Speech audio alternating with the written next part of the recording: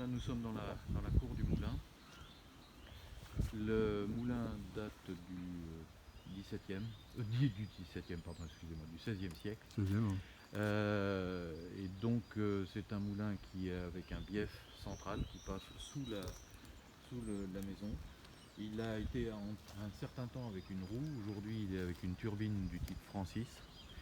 Là vous avez le terrain principal qui participe aux 5500 m² de terrain, avec la piscine de 9 mètres sur 4, 1,50 m d'eau en bois et qui est chauffée par pompe à chaleur avec une température autour de 28 degrés depuis le mois d'avril jusqu'au mois d'octobre.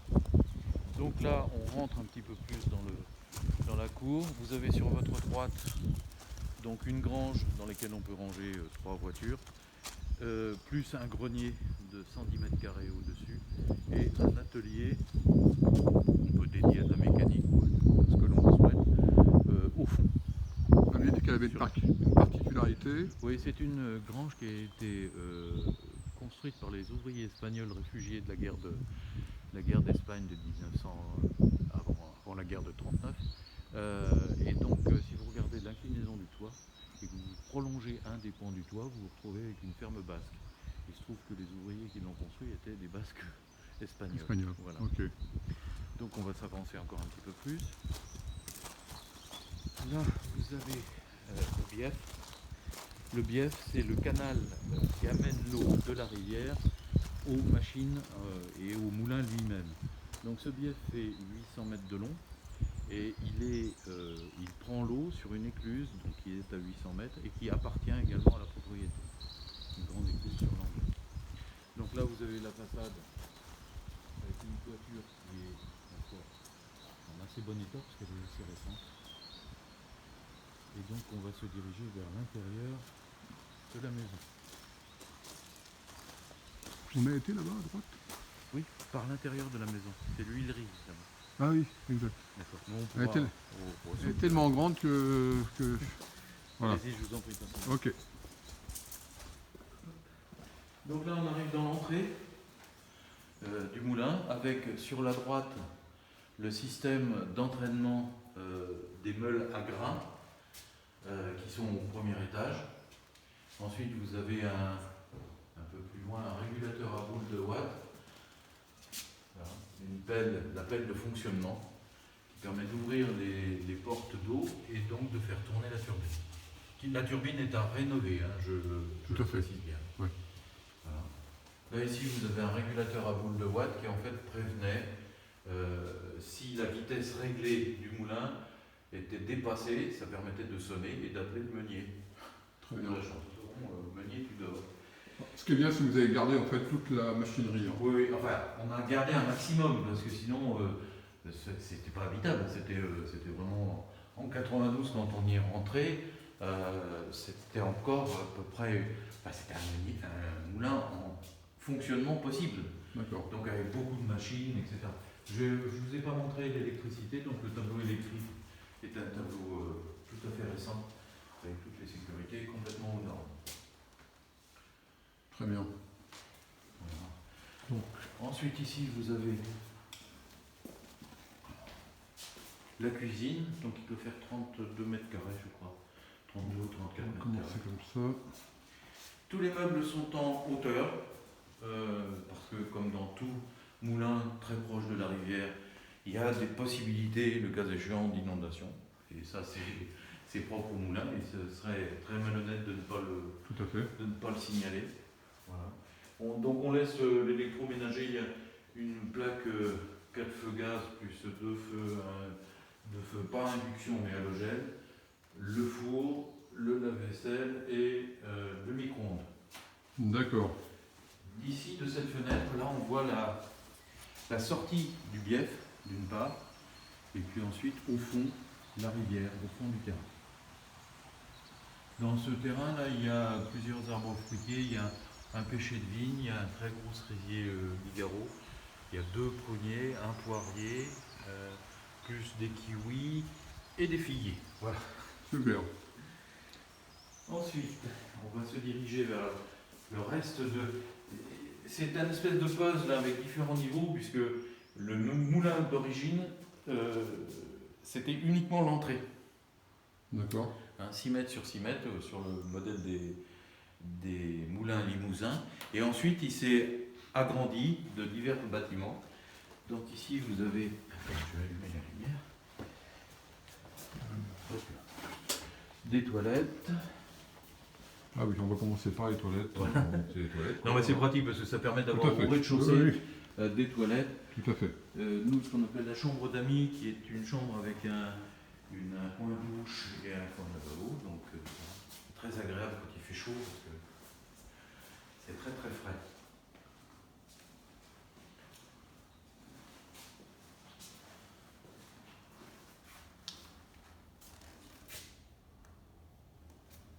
Elle est au-dessus du... Oui, celle-ci, elle est au-dessus du passage de vous avez l'eau. l'eau sous vous, là. Vous avez le Ouais. bief qui passe en dessous avec toute la machinerie, on va la voir.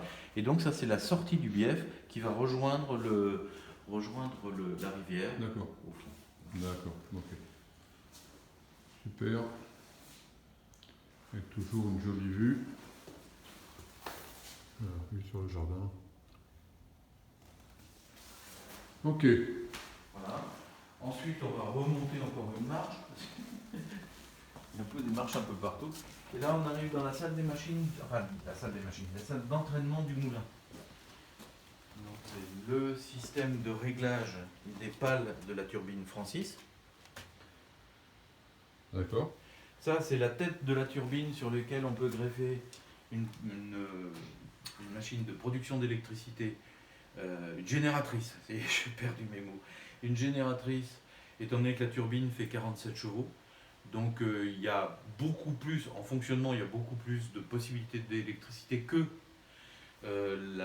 les besoins de la maison. On a besoin de la maison. Donc après, il faut mettre un boîtier délaisseur pour vendre l'électricité en surplus à EDF. Ah, EDF.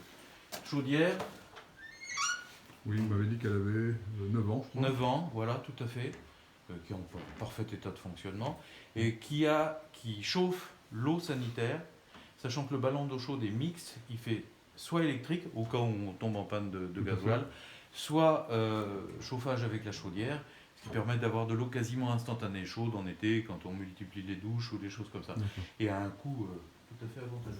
Alors on le rappelle, sur une chaudière au fioul, Fuel, oui, tout à avec fait. une cuve extérieure 1500 de litres. 1500 litres. 1500 litres, oui. Et on dépense en général en pleine fonction. Vous avez vécu avec la famille, vous étiez combien de personnes? 5? On était 4. 4? On était 4 dedans. Et le maximum de fonctionnement, de consommation, ça a été une année où on a eu un hiver très rigoureux. Parce que nous, on est là depuis 1992. Hein. D'accord. Un hiver très rigoureux. On a dû consommer aux alentours de 2200-2300 litres. Aujourd'hui, on en consomme à peine 1500. Puisque D'accord. toutes les fenêtres, les 17 ou 19 fenêtres, Comment- sont en double vitrage, très récentes. Tout à fait, Donc, c'est bien. et le bâtiment est très bien isolé. J'ai fait faire le diagnostic thermique, hein, et donc on est en B, je crois. D'accord. De mémoire, mais ne Ok. prenez pas Ah ça oui. pour argent comptant. Tout à fait, bon, Je le mettrai de toute façon. Voilà. Donc ici, c'est la pièce de l'huilerie, puisque ce moulin avait une particularité, il faisait à la fois de la farine et de l'huile. Alors, l'huile de noix, l'huile d'œillette, donc de colza, ici. Donc là, vous avez la roue qui permettait d'écraser soit les noix, soit le colza. Ensuite, la pâte obtenue était chauffée dans le four de l'autre côté pour éviter l'oxydation. Nous, on a enlevé les presses pour extraire l'huile, mais parce que ça ne représentait pas un intérêt historique et on en retrouve à peu près partout. Tout à fait. En revanche, par exemple, le four c'est vraiment très peu courant, quoi. Un four agité du début du siècle dernier, pas de l'autre, c'est assez peu courant. Vous avez d'ailleurs les mêmes systèmes de débrayage électronique, vous voyez, hop, vous débrayez et hop, vous réembrayez. D'accord. Donc toujours avec des jolies vues sur l'extérieur. Là, je vais regarder. Ah oui, tout à fait. Donc la machinerie au plafond et Alors on a laissé, ici on a laissé le maximum de choses. Bon, il y avait également un pressoir à pommes ou à vin qui était ici. On d'accord. l'a enlevé parce que bon, sinon vous ne pouvez pas y habiter, quoi. Non, moi je m'en suis servi comme bureau, pendant très longtemps. Oui, d'ailleurs, il y a une entrée indépendante.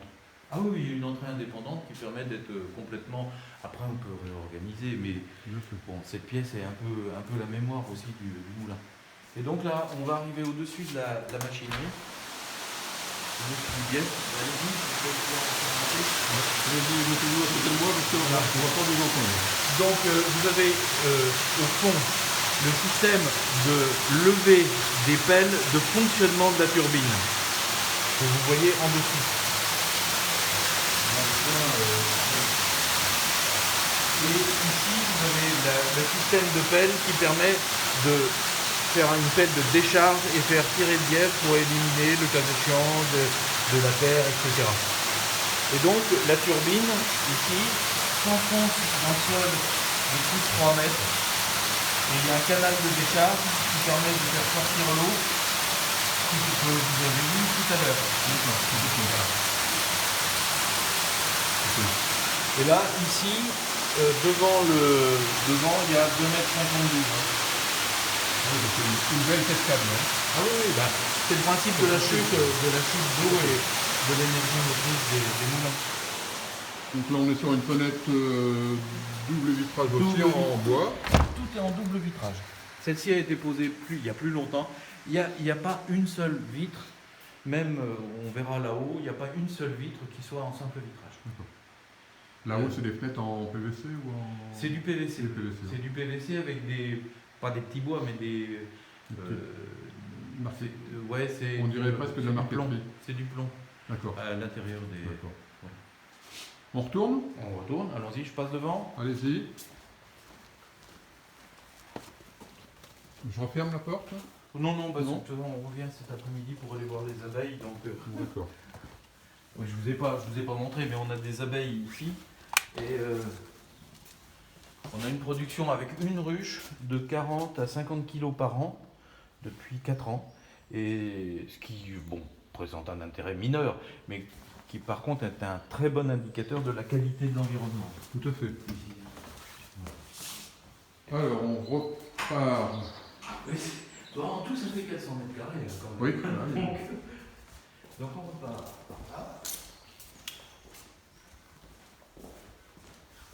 Et là, on a un très bel escalier. Je vous laisse monter en premier. Je vais juste faire un petit plan sur l'escalier. Donc il y a quelques marches en pierre et le reste est en bois. On a une très très belle poutre. Voilà.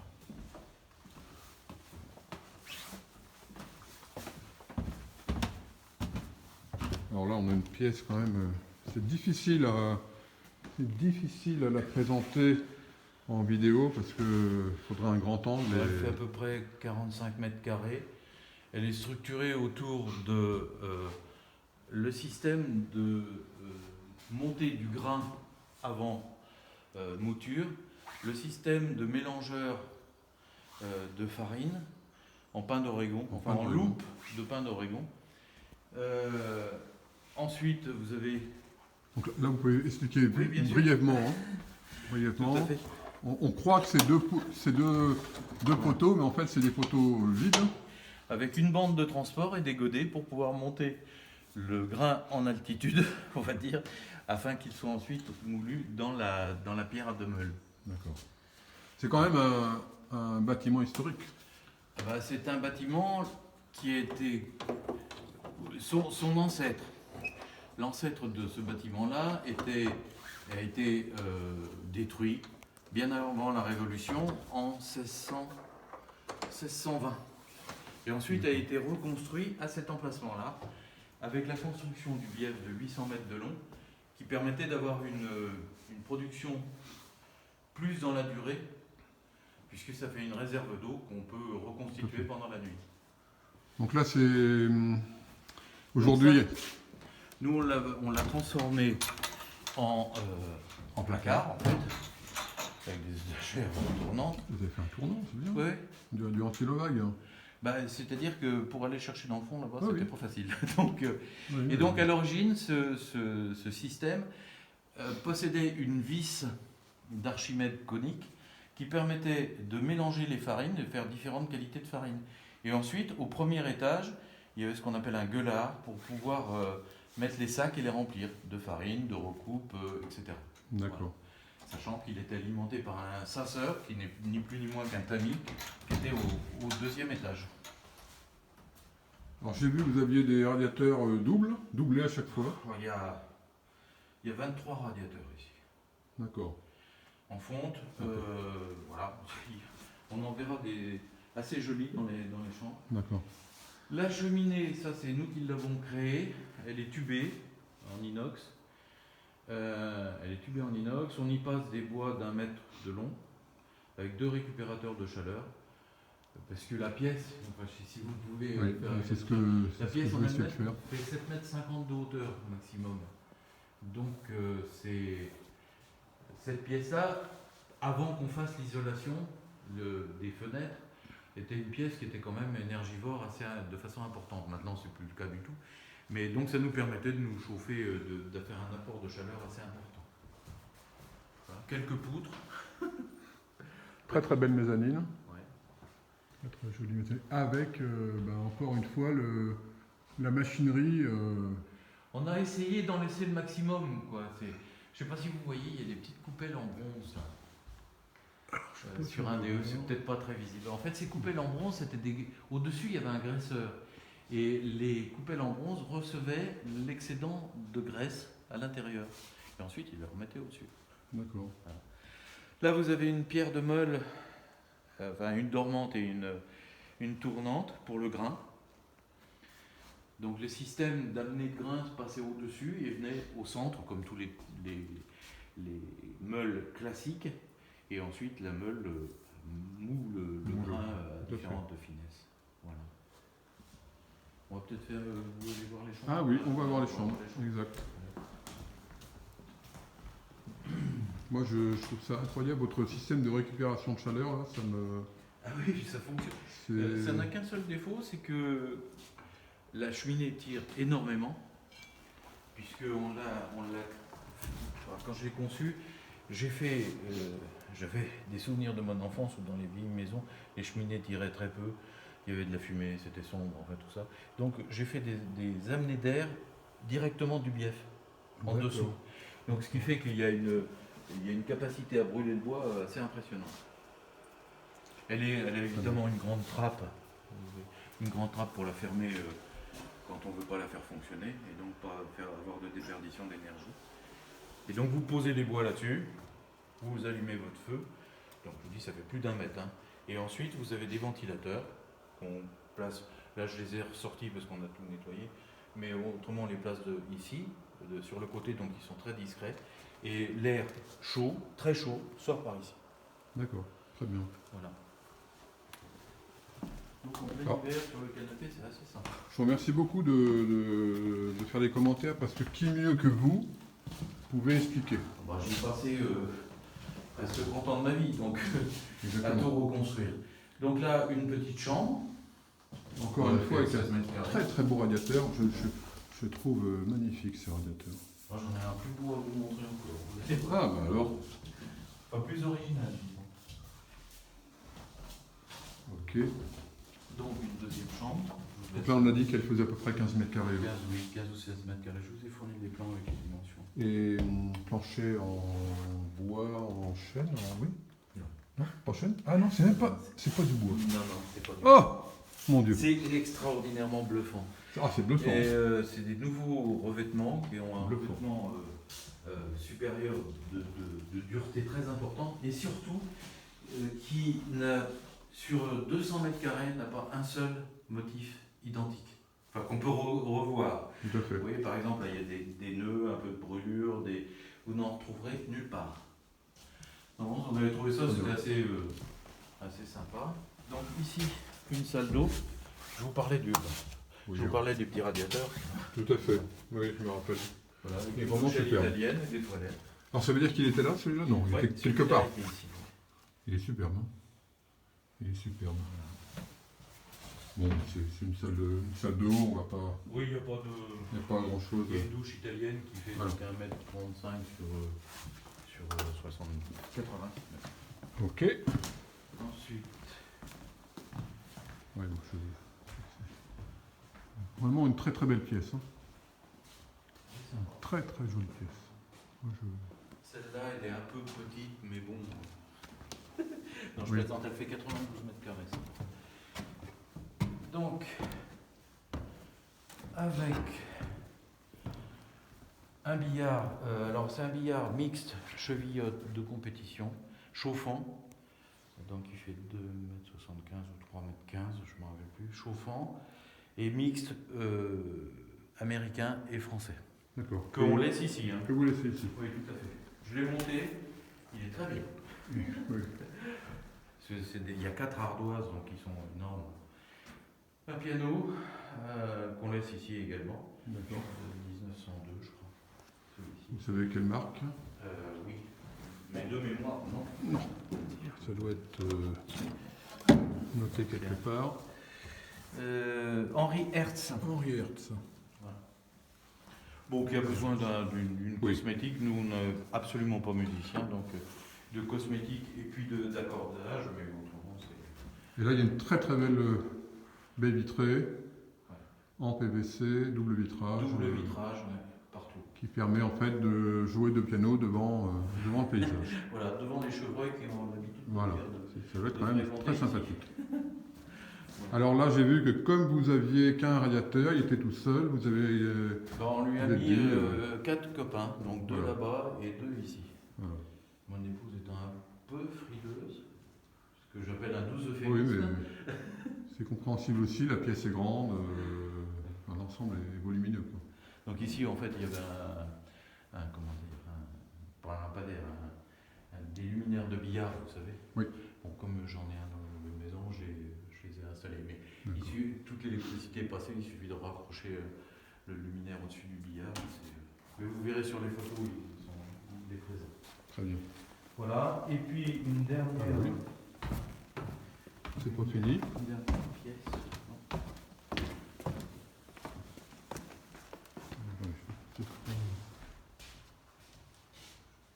Alors on va aller là-haut. On va aller sur la mezzanine. Oui. Allons-y.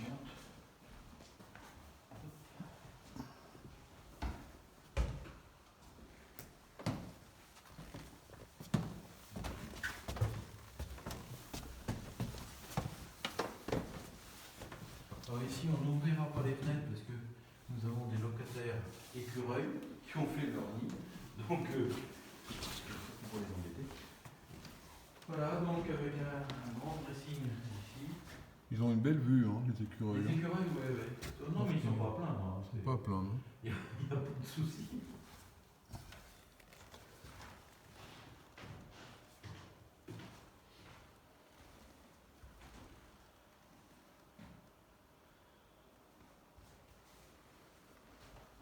Et donc, je vous expliquais également les fenêtres de la partie toit.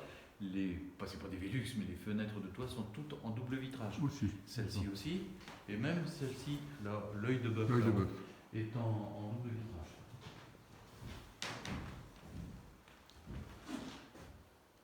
Donc là, il y a un placard, une sorte de petit dressing que vous laissez également. Oui, tout à fait. Et puis on va aller... Supplémentaire. Ouais, au cas où, c'est jamais. Oui, voilà, et puis Alors là, je vous laisse rentrer. Faut baisser la tête. C'est assez bas. Faut baisser la tête, mais il y a une très grande chambre. Qui donne elle aussi sur le bief. Sur le bief. Ok. Très bien. Écoutez, je pense qu'on a fait à peu près. Je pense qu'on a fait le tour. Donc en résumé, donc ça fait 400 mètres carrés, 4 chambres, 2 salles d'eau, 2 WC, une pièce, une entrée, une pièce cheminée séjour, la grande pièce de l'autre côté. Oui, voilà, en tout, Ok. c'est 400 mètres carrés. Bon, ben, je vous remercie. Ça va faire une superbe vidéo pour les clients potentiels, sans être obligé de tout me rappeler. Vous voyez, là, d'ici, on a une vue sur la piscine. Oui, j'ai vu, ouais.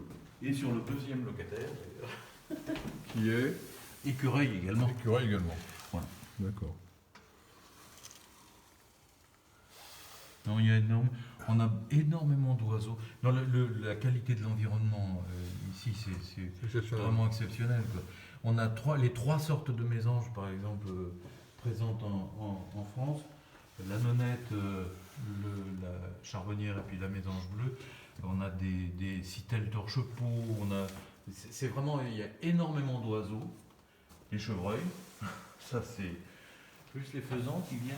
Quand on avait nos poules ici, ils venaient carrément manger les grains des poules. Ok. Voilà.